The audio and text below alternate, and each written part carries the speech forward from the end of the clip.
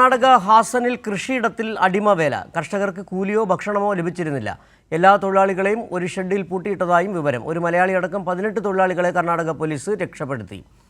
വിവരങ്ങളുമായി സിജു കണ്ണൻ ചേരുന്നുണ്ട്. സിജു, വലിയ തരത്തിൽ അടിമ പണി തന്നെയായിരുന്നു ഹാസനിൽ നടന്നതെന്ന് ബോധ്യപ്പെട്ടിരിക്കുന്നു. ഇത് ആരെങ്കിലും പരാതിപ്പെട്ടതിൻ്റെ അടിസ്ഥാനത്തിലാണോ? എങ്ങനെയാണ് ഈ അടിമവേലയാണെന്ന് ബോധ്യപ്പെട്ടത്? ഈ ഉടമ എവിടെയാണിപ്പോൾ? സിജു, കർണാടക ഹാസനിലെ കൃഷിത്തോട്ടത്തിലാണ് മലയാളികളടക്കമുള്ള തൊഴിലാളികളെ അടിമവേല ചെയ്യിച്ചത്. വർഷങ്ങളായി ഇവിടെ അടിമവേല തുടരുന്നുണ്ട് എന്നാണ് രക്ഷപ്പെടുത്തി കേരളത്തിലെത്തിച്ച മലയാളിയിൽ നിന്നും ലഭിക്കുന്ന വിവരം. ഒരു മലയാളിയടക്കം 18 തൊഴിലാളികളെയാണ് കർണാടക പോലീസും റവന്യൂ വകുപ്പ് ഉദ്യോഗസ്ഥരുമെല്ലാം ചേർന്ന് രക്ഷപ്പെടുത്തിയത്. ഈ കഴിഞ്ഞ മാസം 4-ാം തീയതിയാണ് ഇവരെ ഈ ഇഞ്ചി കൃഷി നടത്തുന്ന തോട്ടത്തിൽ നിന്ന് രക്ഷപ്പെടുത്തിയതെന്നാണ് ഇപ്പോൾ നമുക്ക് ലഭിക്കുന്ന വിവരം. അതിൽ ഉൾപ്പെട്ട കാസർഗോഡ് പുത്തിക സ്വദേശി ഉദയനെ അല്പസമയം മുമ്പ് കാസർഗോഡ് കലക്ടറേറ്റിൽ എത്തിച്ചു. ഇപ്പോൾ നടപടിക്രമങ്ങൾ പൂർത്തിയാക്കി ബന്ധുക്കൾക്കൊപ്പം വിട്ടയച്ചിട്ടുണ്ട്. കൂലിയോ ഭക്ഷണമോ ലഭിക്കാതെയാണ് ഇവരിവിടെ ജോലി ചെയ്തിരുന്നത് എന്നാണ് മനസ്സിലാക്കുന്നത്. ഇവിടെ ഉണ്ടായിരുന്ന തൊഴിലാളികളിൽ ഒരാൾ കർണാടക സ്വദേശിയായ ഈരണ്ണ ഇവിടെ നിന്ന് വളരെ ബുദ്ധിമുട്ടി രക്ഷപ്പെട്ടു. ഇവിടെ നിന്ന് രക്ഷപ്പെട്ട് പുറത്തു കിടന്നപ്പോഴാണ് ഈ അടിമവേല ചെയ്യുന്നതുമായി ബന്ധപ്പെട്ട വിവരങ്ങൾ ലഭിച്ചത്. ഇതിന്റെ അടിസ്ഥാനത്തിൽ ഈരണ്ണയുടെ മാതാവ് നൽകിയ പരാതിയുടെ അടിസ്ഥാനത്തിലാണ് കർണാടക പോലീസും റവന്യൂ വകുപ്പുമെല്ലാം അന്വേഷണം നടത്തിയത്.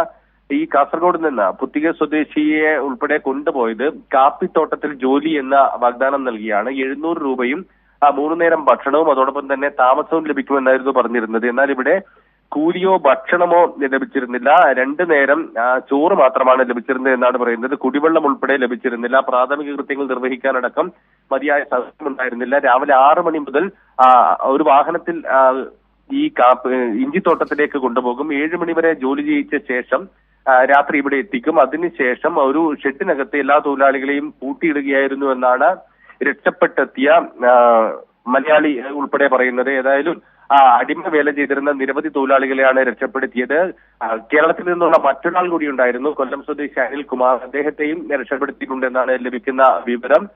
മറ്റ് സംസ്ഥാനങ്ങളിൽ ഉൾപ്പെട്ടവരും കർണാടകയുടെ വിവിധ മേഖലകളിലുള്ളവരുമാണ് വർഷങ്ങളായി നരകയാതന അനുഭവിച്ച് ജോലി ചെയ്തിരുന്നത്. അതിനാണ് സുജി, എത്ര വർഷങ്ങളായി ഇവർ ഇവിടെ ജോലിയെടുക്കുകയായിരുന്നു. മാത്രമല്ല, ഇവരെ എന്ത് പറഞ്ഞാണ് കൊണ്ടുപോയത്?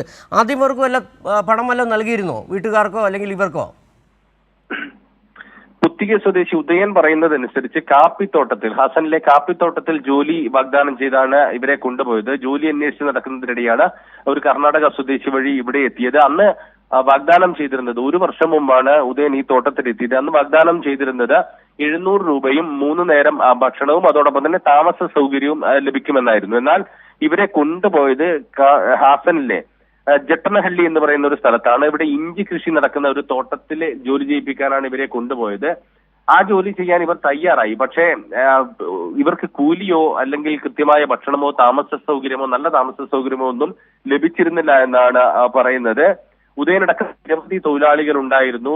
ഞാൻ സൂചിപ്പിച്ചതുപോലെ തന്നെ ഒരു മലയാളി കൊല്ലം സ്വദേശി അനിൽകുമാറിനെയും രക്ഷപ്പെടുത്തിയിട്ടുണ്ട്. അവിടെ ഉള്ള ഒരു NGO ഉൾപ്പെടെ നടത്തിയ ഇടപെടലിന്റെ ഭാഗമായാണ് ഇവരെ രക്ഷപ്പെടുത്തിയത്. കഴിഞ്ഞ മാസം 4-ാം തീയതിയാണ് ഇവരെ രക്ഷപ്പെടുത്തി പുറത്തെത്തിച്ചത്. അതിനുശേഷം ഈ ഉദയൻ ഈ NGOയുടെ ഒരു ഹോസ്റ്റൽ സൗകര്യത്തിൽ താമസിച്ചു വരികയായിരുന്നു. മാനസിക നിലയിൽ ഉൾപ്പെടെ വലിയ പ്രശ്നങ്ങൾ ഉണ്ടായിരുന്നു. അതെല്ലാം പരിഹരിച്ച ശേഷം ഇന്ന് അല്പസമയത്തിന് മുമ്പ് ഇവരെ ഉപദ്രവിച്ചിരുന്നോ ഈ ഇതിന്റെ ഉടമസ്ഥരെ? ഒരു കുടുംബത്തിന്റെ കീഴിലുള്ള കൃഷിത്തോട്ടത്തിലായിരുന്നു ജോലി ചെയ്തിരുന്നത് എന്നാണ് പറയുന്നത്. ഇവിടെ നിന്ന് രക്ഷപ്പെടാൻ ശ്രമിച്ചാൽ വലിയ രീതിയിലുള്ള മർദ്ദനത്തിനിരയാകും, വലിയ രീതിയിൽ മർദ്ദിക്കുമായിരുന്നു, കൃത്യമായി ജോലി ചെയ്തില്ലെങ്കിൽ മർദ്ദിക്കുമായിരുന്നു എന്നുൾപ്പെടെ ഇവർ പറയുന്നുണ്ട്. വലിയ രീതിയിലുള്ള യാതന നിറഞ്ഞ ജീവിതമാണ് ഇവർ അനുഭവിച്ചത്. കൂലിയോ ഭക്ഷണമോ വെള്ളമോ പോലുമില്ലാതെ വർഷങ്ങളായി ജോലി ചെയ്യുന്ന ആളുകൾ. ഈ ഉദയൻ 1 വർഷം മുമ്പാണ് ഈ തോട്ടത്തിലെത്തിയത്. എന്നാൽ 4, 5, 6 വർഷം തൊഴിലെടുത്ത ആളുകൾ മറ്റ് സംസ്ഥാനങ്ങളിൽ നിന്നുള്ള ആളുകൾ ഇവിടെ ഉണ്ടായിരുന്നു എന്നാണ് അദ്ദേഹം പറയുന്നത്. ഏതായാലും 18 പേരെ രക്ഷപ്പെടുത്താൻ കഴിഞ്ഞു. അതിൽ 2 മലയാളികളാണ് ഉണ്ടായിരുന്നത്. 2 പേരെയും നാട്ടിലെത്തിക്കാൻ കഴിഞ്ഞു. അനിൽകുമാറിനെ നേരത്തെ നാട്ടിലെത്തിച്ചു എന്നാണ് കർണാടകയിൽ നിന്നൊപ്പം വന്ന ഉദ്യോഗസ്ഥർ പറയുന്നത്. ഉദയനെ അല്പസമയം മുമ്പ് കാസർഗോഡ് കലക്ടറേറ്റിൽ എത്തിച്ച് നടപടിക്രമങ്ങളെല്ലാം പൂർത്തിയാക്കി സഹോദരനൊപ്പം വീട്ടിലേക്ക് വിട്ടയച്ചിട്ടുണ്ട്. ഈ തോട്ടം ഉടമയും കുടുംബവും ഇപ്പോൾ അവിടെ തന്നെ ഉണ്ടോ? അവർക്കെതിരെ കർണാടക പോലീസ് എന്തെങ്കിലും നടപടി എടുത്തിട്ടുണ്ടോ നിലവിൽ?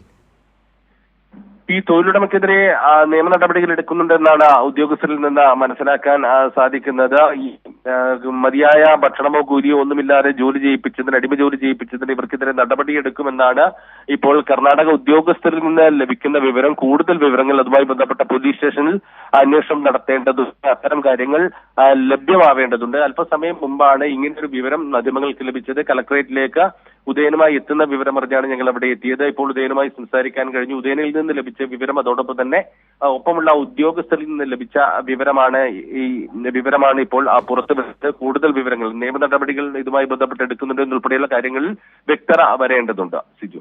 ശരി, സിജു കണ്ണനാണ് കർണാടക ഹാസനിലെ അടിമവേല സംബന്ധിച്ച വിവരങ്ങൾ നൽകിയത്. 18ഓളം പേരെയാണ് വർഷങ്ങളായി തൊഴിലും മാന്യമായ ഭക്ഷണവും നൽകാതെ പീഡിപ്പിച്ചത്. മലയാളിയായ ഒരാൾ രക്ഷപ്പെട്ട് കാസർഗോഡ് എത്തി എന്നുള്ള വിവരങ്ങൾ കൂടിയാണ് ഇപ്പോൾ സിജു കണ്ണൻ പങ്കുവച്ചത്.